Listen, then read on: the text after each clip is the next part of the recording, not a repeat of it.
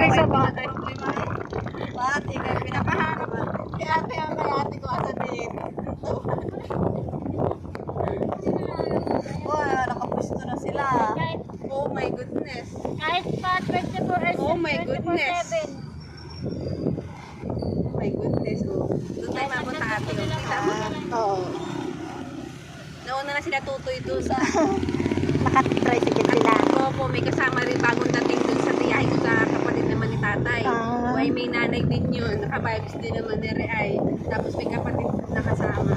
Nakandam. Mga balong kapatid. Kaya hadahin. Kaya pwedeng ihada.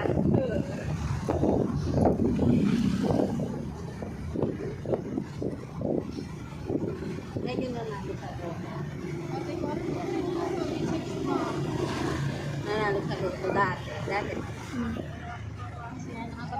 Oh. Kaya nga ni ako inalitaya sa loto. Minsan sa isang buwan. Ng mga lakas na magulang. Ay, dapat hindi ganyan yung mata. Oo, para matayo kami din. Ako inataya sa loto minsan lang isang buwan. Minsan hindi pa. Baka ikay mashoot. Oy, malay makashoot to, di ba? Eh, paano kung magsituran tayo? Na. Pero si manager na, pagkaluto pa yun. Hindi talaga. Hindi ba ngayon nangamatay na? Suko na rin nga ako, tao na pagtayo. Hindi nangamatay na. Hindi, pasalamat yan, suko ko na si daddy. Lamot ko na yan, parang 2, 7, 9, 8, 8.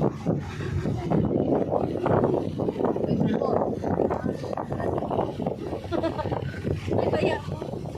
Balik, mama mamaya. Wala yung birthday ni Lord sa birthday mo pang nila yan, no? Birthday kanilang anniversary.